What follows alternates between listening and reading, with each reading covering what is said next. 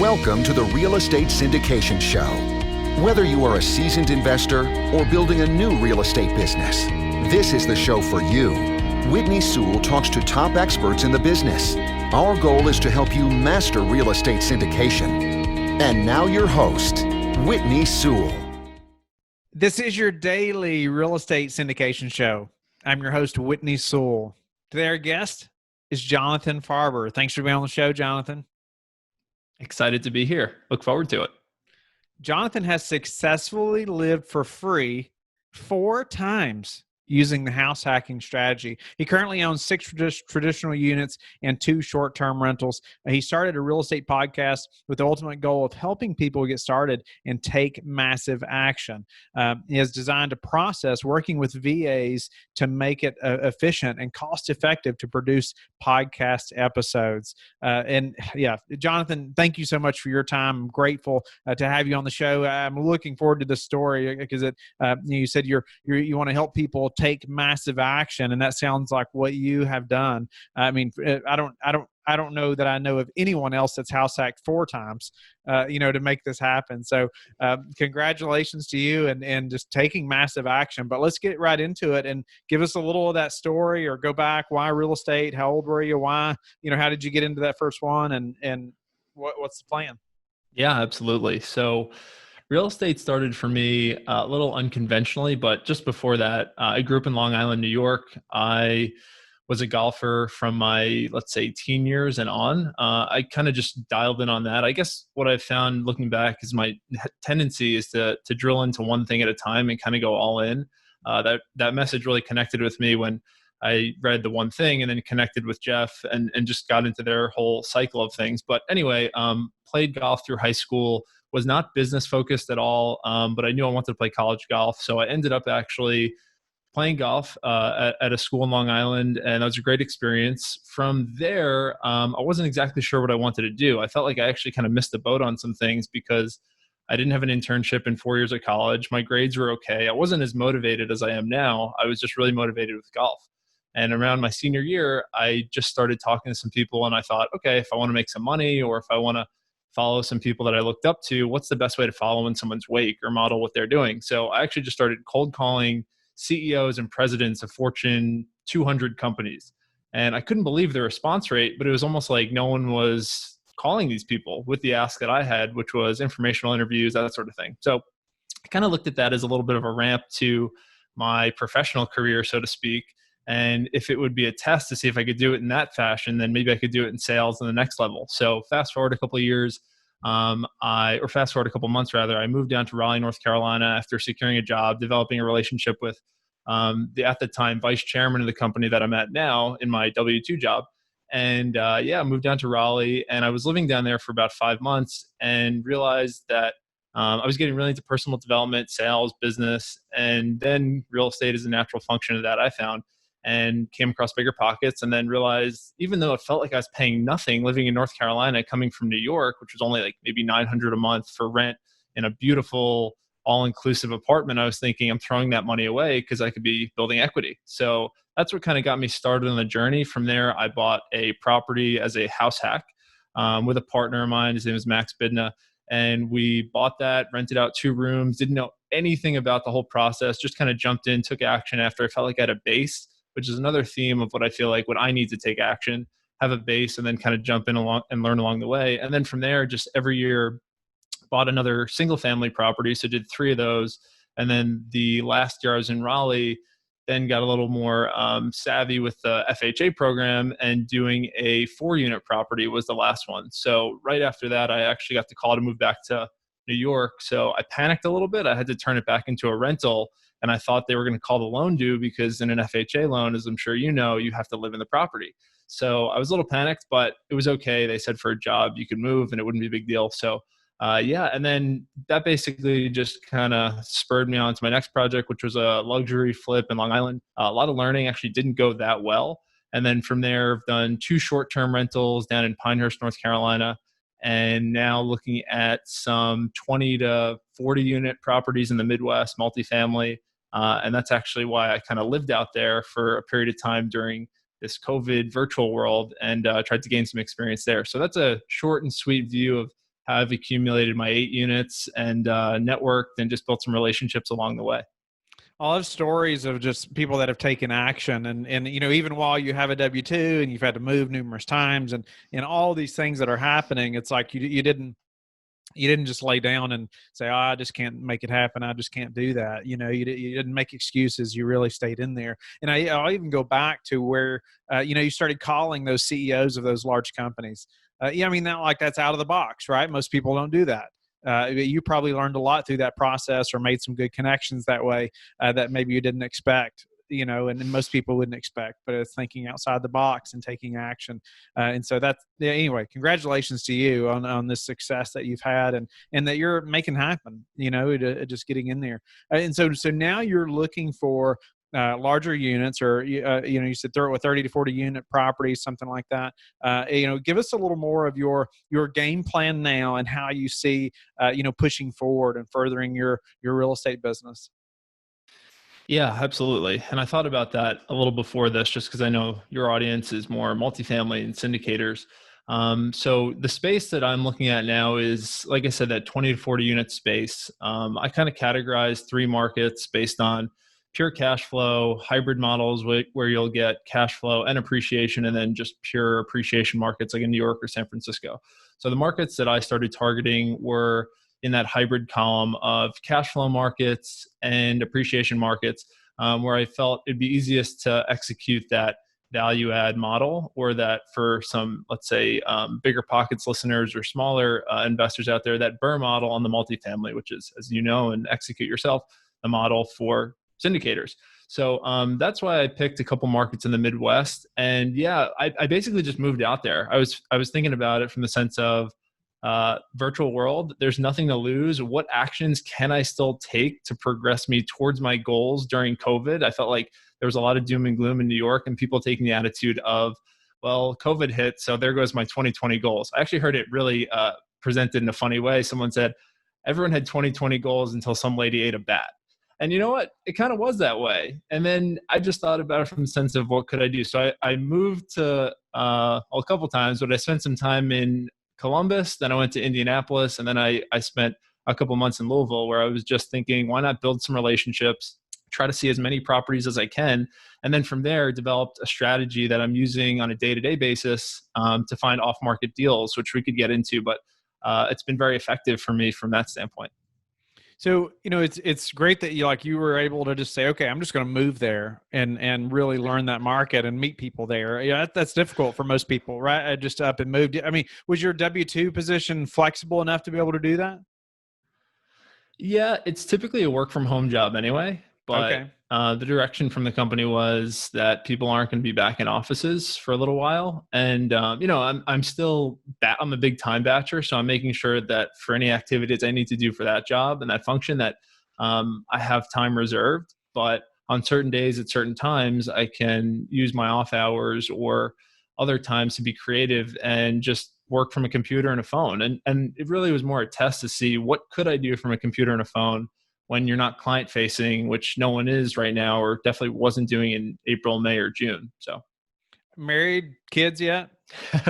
I'm just married to the game. That's Okay. it. Well, I just being able to move like that's incredible. And I just take advantage of that time right now and to build this base of contacts and knowledge and really just, start your real estate business on a boom, before you even get married. But that's awesome. Just one thing to comment on that. The way I see it, and talking to a lot of millennial investors, I mean, not the podcast I do is Millennial Millionaires Through Real Estate. The way I kind of think about it, and just I try to eat my own dog food, is years 20 to 30, I try to look at as wealth growth, wealth development. And then 30 to 40, hopefully, can be more or less wealth preservation. So for now, I'm single, I'm 26. Why not do these things while I can? I have the hustle, I have the energy that maybe then other people won't have, or maybe I won't have in 3 years when I got my feet kicked up.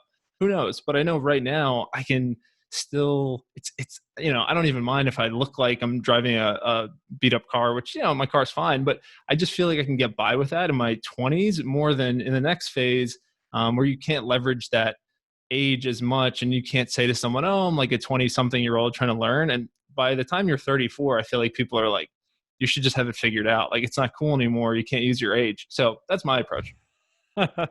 Yeah, that's not most people's approach, I don't feel like, and it wasn't mine when I was in my 20s, or I was focused on other things other than, really building a real estate brand and business like I should have been, if I had known then what I know now. So what gave you that drive, early on? What gave you that drive, even, like whether it was golf, how successful you were there, or, or moving into real estate?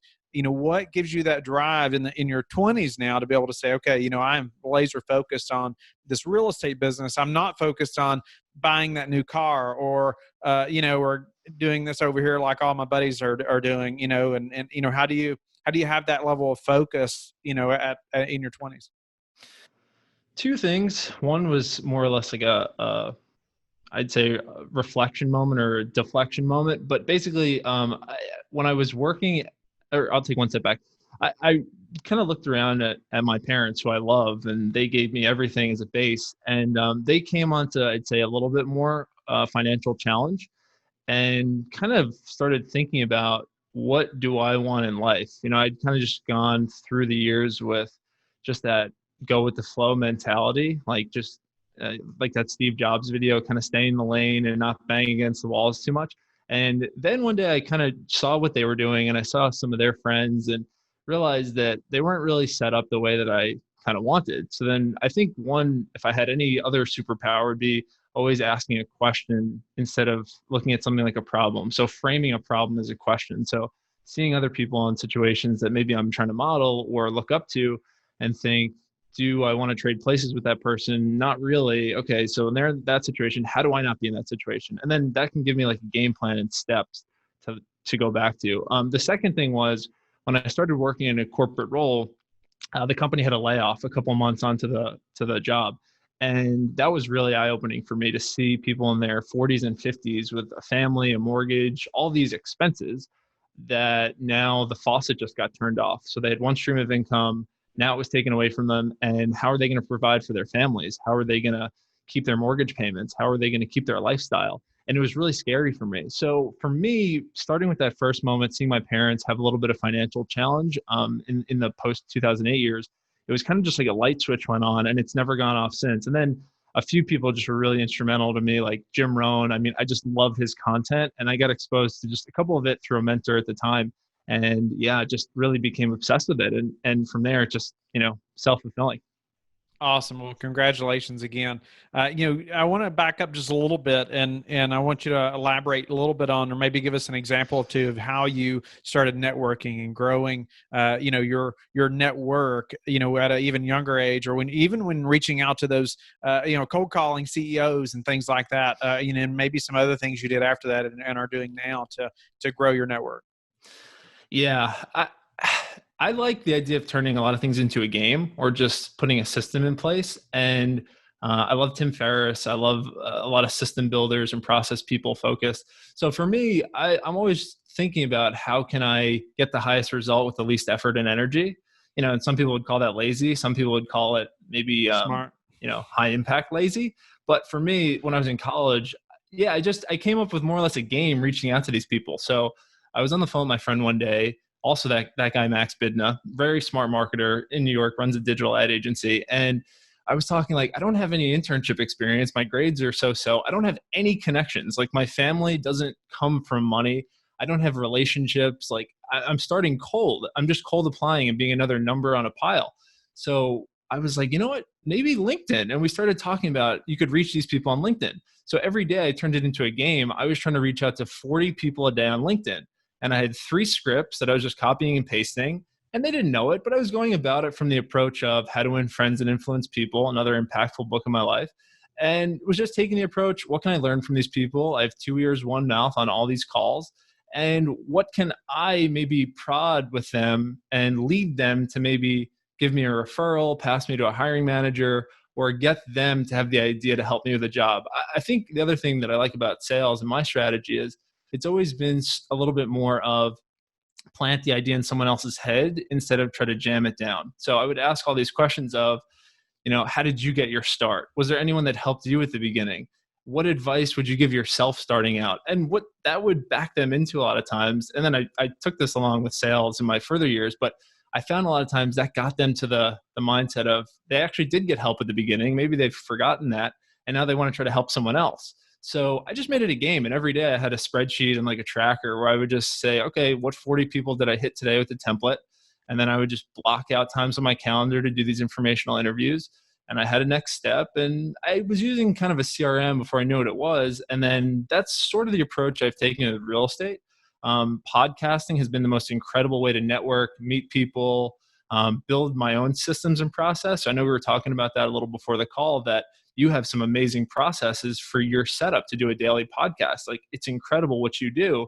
But what I found is that by doing the podcast, then it's actually helped me in other parts of my life to build systems and automate follow-up, Calendly links, templates, things like that, and build a virtual team to fill in some of the gaps of things that I wouldn't do. So I love bigger pockets. My favorite way to network now is actually Facebook groups, and building them, but also interacting in other Facebook groups and just getting on time with people.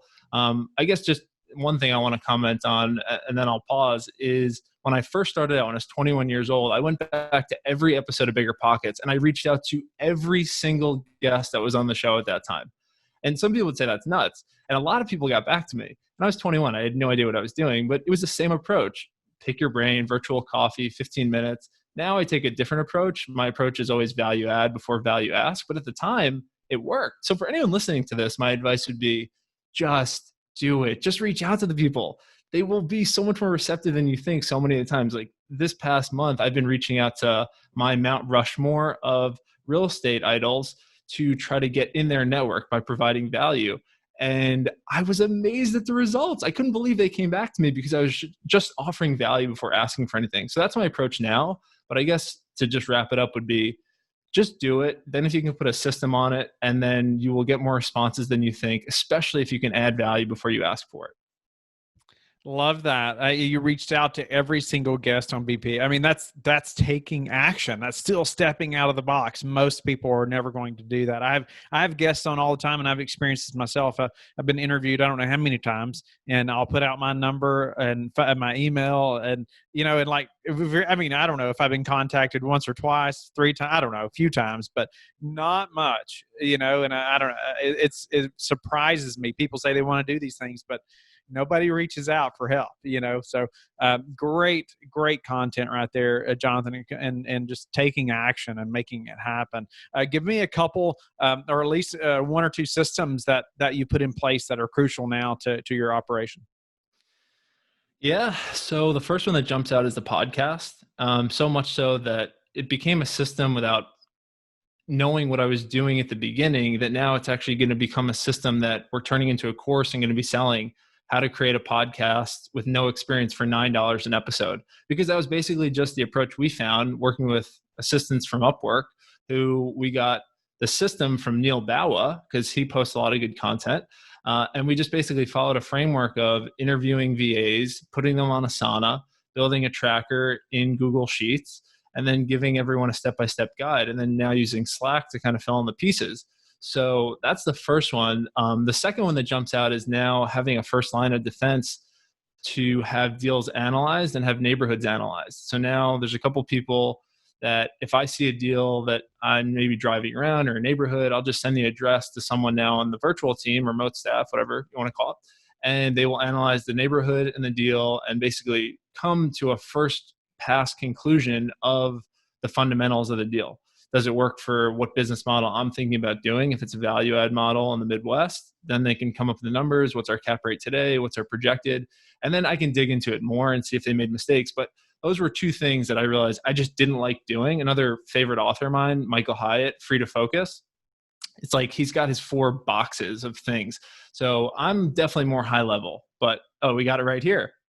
It's not that one, but yeah, I'm a fan too. He puts out tons of great content. I've got some books of his right behind me. He's awesome. Seriously. So that one I actually have to check out. But like what that book helped me see was there are a lot of steps in this process that I don't like doing. And if I relied on myself to do them, they wouldn't get done. So I still want the action done, but someone else can do the steps. for $3-4 an hour, they can do that. So the podcast was the easiest one. They do all the outreach, they do all the editing, and then they do the show notes and the follow-up, and they send every guest a book. So if you're ever on the podcast, you'll get a book too. But basically, that's all done for $9 an episode. So that's an easy one. And then the actual deal analysis, that's on a case-by-case basis. But an address comes in, an OM comes in, just send it to these two people. They analyze it. They put it in a spreadsheet with a system that I help record just with Zoom and Loom, 2 recording tools if people don't know. And yeah, from there, those are 2 processes that just help me use my time more efficiently, where I feel like there's only 3 things that can't be delegated in my mind, which is networking, taking care of your body, and getting smarter. So those are the only things that really I feel like I can do on an everyday basis, and they fill in the gaps. Nice. Love that mindset. I had to develop many of the same things, a few years back, and yeah, systems incredible. There's no way to do all this without many virtual assistants or people helping you, right? And I think it's very smart to outsource as much as possible because your time is so valuable, and you can be focused on those higher dollar tasks. There's no reason for you to be editing audio on for a podcast. There's just no reason for that, Right. Anyway, that's a whole nother show right there we could talk about. But yeah, so congratulations to you. And tell me, give us a couple tips on where you found virtual assistants before we have to move to a few final questions. Yeah, I primarily use Upwork. My main executive assistant now actually came through that value add before value ask approach. Like on my Bigger Pockets profile, I put out there, hey, here's what I can help other people with, and here's what I need help with. And I found the best way to get the most qualified English speaking, maybe local people is to offer it up, mentorship for some help with something. And she has just become an incredible part of the operation and now she's gotten her second deal under contract as just basically week to week coaching. So she's doing everything as far as sourcing VAs, interviewing VAs, building out some of these processes. So it's almost like every day I'm just trying to think of how can I take myself further out of the equation and just do stuff like this and have great conversations with people like yourself. And so, yeah, that's the first one I'd say. If people have a platform to put out there like, hey, maybe I'm looking for help and this is what I'm offering in return, people will show up and turn up, especially if you've done anything. Like the other thing that I fought with that was imposter syndrome. I was like, I only have 8 units. Like who is going to want to learn from me with 8 units? And I was like, wait, I would have loved to learn from myself when I had 0 units. So that, and then the second way, traditional approach, Upwork. There's a lot of good content on there about how to find and screen people. The best that I've found is Neil Bowes. He actually just put out another demo on this maybe like 2 weeks ago about how he finds VAs on Upwork, how he screens them, how he qualifies them, how he interviews them, and then how he integrates them into his process. So those would be the 2 main ways. And then just giving them a try, seeing if it works, flexing that muscle. If it works, great. If not, you're out $12. So why not? And you learned a lot through the process. Oh my God. And then you what I love about it, you keep asking yourself the question, what can I remove myself from? What should I actually be doing? And then you make it a game. Like, I guess you gamify everything. Wow. Incredible. Yeah. I've had Neil on numerous times. We've personally talked about using VAs. I don't know how many times we've talked about it personally, but then also recorded shows about it. It's a process, right? But sure. It's one that I just think everyone needs to learn. So Jonathan, what's been the hardest part of this real estate business for you so far? I did one flip, and it was good learning for me to see that I wouldn't to get a feel for if I'd like it or not. It was not something that gave me any passion or energy, and it was really challenging. It was like a $650,000 luxury flip. Used hard money, all your classic mistakes, went long on selling it, went long on construction, underestimated the budget, all that stuff. So I guess I take that as a positive. It taught me what not to do, but it just was a learning. That was definitely the hardest thing I've had to do in real estate so far. It was definitely the most stressful. But for now, I think it's just about picking the right strategy, because I think there's so many fun strategies, and I get shiny object syndrome a lot. So I like Airbnb, I like Airbnb arbitrage, but for me, the biggest challenge right now is dialing in and drilling into a strategy that I can commit to for 6 months and not pick my head up and give my full attention. Now, how did you find the investors for a $650,000 purchase? I just think that's probably a question that a listener probably has right now, saying, "Oh no, wait a minute. He's this young. He doesn't have 200 units yet, or whatever. How did you make that kind of purchase happen?" We don't have a ton of time, but give us a few things of how you did that. Short and sweet. I called probably 40 hard money lenders, told them my story, told them my situation, and got a few to opt in. Then I just compared the rates and the fees and the relationship with the people. I just came up with a matrix. One of them, I guess, was excited enough to jump in. They did it. And that was how I found them. But I think I found the actual sources from Bigger Pockets and forums, asking people who they recommend for hard money lenders, Googling, looking at hard money brokers. Basically just came up with a list, started cold calling every one of them, telling them a business plan, and was just trying. You are not afraid to get on the phone, are you? No, and the funny part is I don't even think I'm good at it. I would call myself an introvert, but I'm just like, it's the thing I need to do, so I might as well do it. I would say majority of this business, you don't have to be an expert. You don't have to be extremely talented, but you do have to take action. Fact. So what's a way you've recently improved your business that we could apply to ours? Something that we haven't talked about. Probably the way that I've been finding deals lately. That's the one that I hear on every podcast, having problems finding deals. For me, my struggles more have been on analyzing the deals and coming up to a specific offer price and estimating repair costs, because I feel like some of these deals are very different. But for me, something that I've learned lately, my favorite way to source off-market deals has been calling property managers instead of owners, because if I tell them what I want, I've found a lot of success with this. They're willing to carve out something maybe in their portfolio. And if they're the broker, they double dip. They get the commission on the sale, but they also can control the management from owner to owner. So that's been my way. Through that, I've probably found 15 off-market deals in my sweet spot, just by calling property managers and then developing relationships. I kind of looked at it like a double dip, that then I know who the property managers are in the area and have relationships. But that's the biggest one. I found that to be like my keystone habit of developing relationships with them to find deals. What's your best source for meeting new investors right now? Facebook. Number one thing that's contributed to your success? Consistency, small actions, consistency, not the big knock myself out one day and then never do it again. Just a little bit every day. What are a couple of those things you've been consistent at that's moved the needle?